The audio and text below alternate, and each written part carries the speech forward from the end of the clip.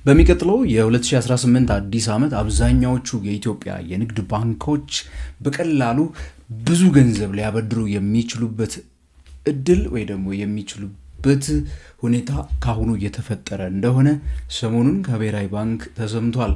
የኢትዮጵያ ፋይናንስ ፎረም በዚህ ባሳለፍነው ሳምንት በሳይንስ ሙዚየም በተደረገበት የኢትዮጵያ ብሔራዊ ባንክ ገዢ ሲያወሩ ሌሎች የፋይናንስ ዋና ሰዎች ሲናገሩ ከተሰማው ነገር ካየነው ውስጥ እንግዲህ የኢትዮጵያ ባንኮች የንግድ ባንኮቹ በቀጣይ ዓመት ለደንበኞቻቸው የሚያበድሩት ገንዘብ እንደሚንበሻበሹ ግልጽ ሆኗል። እነዚህም ዋነኞቹ ምክንያቶች አዳዲስ የወጡ ህጎችና የተነሱላቸው ክልከላዎች ናቸው። ዛሬ በዚህ ቪዲዮ አብረን እንመለከታለን። እኔና እናንተ ላይ ወይ ደግሞ ለተበዳሪው አካል ምን ማለት ነው የሚለውን በመመልከት እንጨርሳለን። ይህ ንጋት ፖስት ነው። ታዲያ ይህን ቻናል እስካሁን ድረስ ሰብስክራይብ ካላደረጋችሁ የደወል ምልክቷን በማብራት ሰብስክራይብ እንድትሉ ጋብዛችኋለሁ። እንዲሁም ደግሞ ከኢትዮጵያ ውጪ ካላችሁ ጆይን በሉ። አስተያየትና ጥያቄዎቻችሁን ደግሞ ኮሜንት ሴክሽን ላይ ጻፉልን።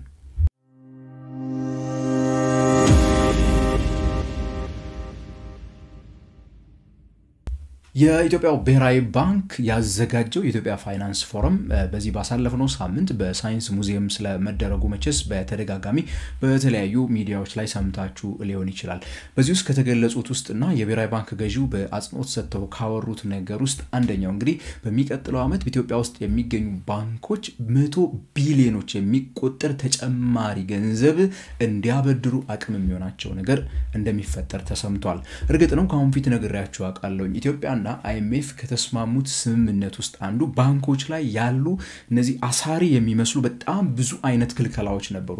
እነዛ ክልከላዎች ከሚቀጥለው ዓመት ሴፕቴምበር 2025 ወይ ደግሞ በእኛ አዲሱ ዓመት 2018 መስከረም ወር ቀድሞ መነሳት አለባቸው የሚሉ ስምምነቶች ተስማምተዋል። ከIMF የሚገኘውን የ3.4 ቢሊዮን ዶላር ፌዝ ባይ ፌዝ ገንዘቡን አክሰስ ለማድረግ የኢትዮጵያ መንግስት ቃል ከገባቸው ነገሮች ውስጥ አንዱ ነው። በዚሁ መሰረት እንግዲህ አንዱ በጣም ባንኮችን ለረጅም ዓመታት በተለይ 2011 በፈረንጆቹ አቆጣጠር ጀምሮ ስራ ላይ የነበረና ጠቅላይ ሚኒስትር አብይ አህመድ ወደ ስራ ከመጡ በኋላ ተነስቶ ተመልሶ ደግሞ የመጣ አንድ ህግ አለ። ከዛ ቀደም እስከ 27% ባንኮች ከሚያበድሩት ገንዘብ ውስጥ ቦንድ በአስገዳጅነት ከመንግስት እንዲገዙ የትሬጀሪ ቦንድ የሚባለውን የሚያስገድድ ህግ ነበር። ያ ህግ እንግዲህ አሁን ወደ 20% አካባቢ ተደርጎ ከእንደገና ከመጣ በኋላ በእኛ ሀገር የሚገኙ ባንኮቻችን እስከ 1.9 ትሪሊዮን ብር አበድረዋል ለተለያዩ ማህበረሰብ ክፍሎች ወይ ደግሞ ለነጋዴዎች። ከዛ ውስጥ 20% የሚሆነውን ገንዘብ እንግዲህ የዛን 20% የሚሆን ያክል ገንዘብ ከመንግስት ትሬጀሪ ቦንድ የመግዛት ግዴታ ነበረባቸው። እነዚህ ባንኮችም ያ ገንዘባቸው እዛ መንግስት ጋር ተይዞ ነው ያለው በዛ ሌቭል ያለ ገንዘብ እንደዚሁም ደግሞ ሲያደርጉ የነበረው ማለት ነው። ያንን የሚያክል ገንዘብ ለደንበኞቻቸው አበድረው ወለድ ማግኘት ሲችሉ ለዚያውም እጥፍ ለመንግስት ከሚያበድሩበት ወለድ እጥፍ ሊያገኙ የሚችሉበትን መንግስት የሚያበድሩበት ወለድ እስከ 9% ከዛ የማያልፍ ነው። በትልቁ 9.5% ነበር የነበረው።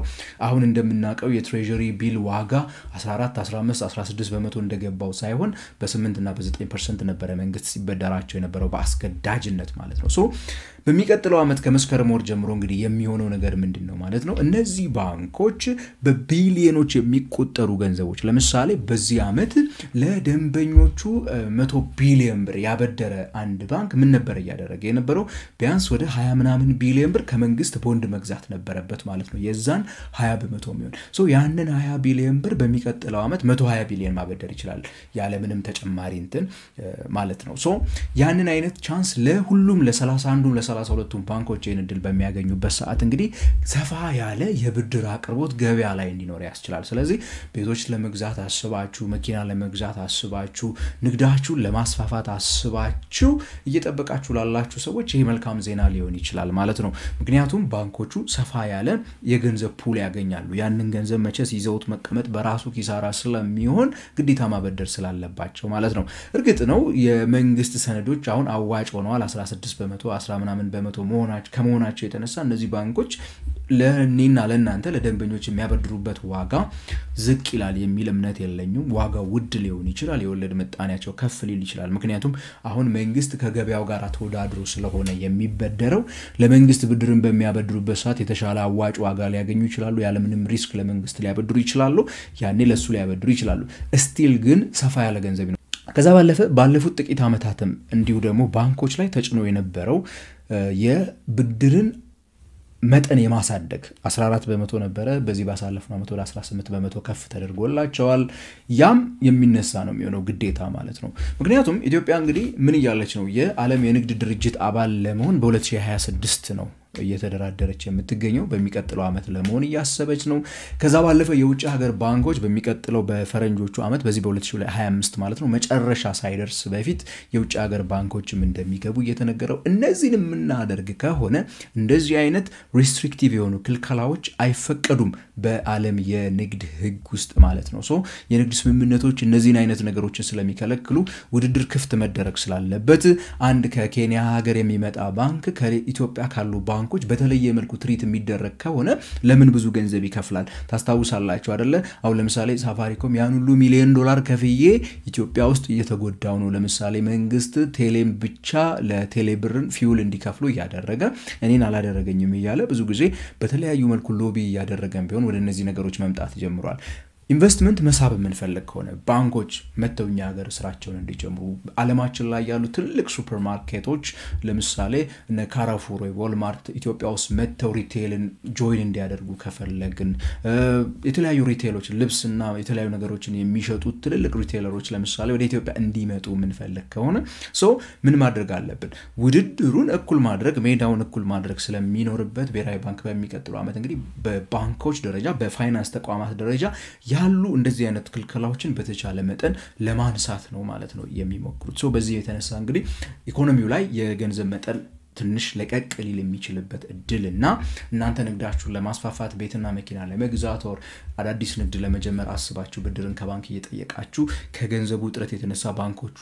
ሲገፋችሁ የቆየ ከሆነ ከሚቀጥለው የሴፕቴምበር ወር ጀምሮ ሊለቀቅ የሚችልበት እድሉ በጣም ሰፊ ነው በሚለቀቅበት ሰዓት ግን አሁንም አንድ ልትሸወዱ የማይገባውና ካሁኑ ልታስቡበት የሚገባው ነገር ግን ከሚቀጥለው ዓመት ጀምሮ ግን የሚመጡ ያንዳንዳቸው ብድሮች ዋጋቸው በጣም ከፍ ያለ ነው የሚመጣው ዋጋቸው ከፍ የሚልበት ምክንያት በጣም የተለያዩ ነገሮች ቢሆኑም አንዱና ዋንኛው የሚሆነው ብሔራዊ ባንክ ካሁን በኋላ የገንዘብን ገበያ ላይ የመስፋፋት ምጣኔ የሚቆጣጠረው እንደከዚህ ቀደሙ 18% 14% ወይ ደግሞ 20% ቦንድ ግዙ እያለ ወይ ደግሞ አታሳድጉ እያለ መከልከል ሳይሆን የወለድ ምጣኔ የምትባሏን ከፍ ያደረጋት በመሄድ አንደኛ ለብሔራዊ ባንኮች እንዲያበድሩት ሌላው ደግሞ የመንግስት የትሬጀሪ ቦንድ የትሬጀሪ ቢል በየቀደም የነገርኳችሁን የመንግስትን የግምጃ ቤት ሰነዶችና ቦንዶች በጣም አዋጭ በሆኑ ዋጋዎች በማቅረብ ሰዎች ወይ ደግሞ ባንኮች ራሳቸው ለኔና ለናንተ ለነጋዴው ከሚያበድሩ ይልቅ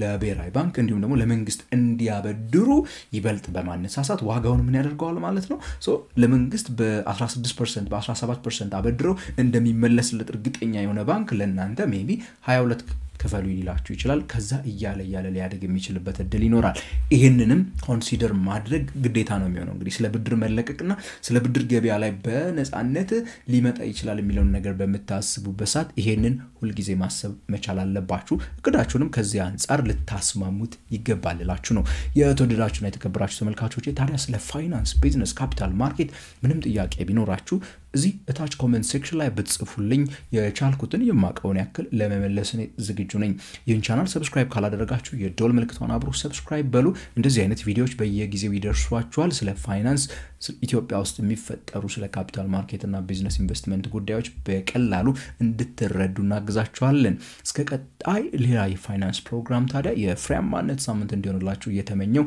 የምሰናበታችሁ ከንጋት ፖስት ነኝ ገሜ ብርሃኑ ነኝ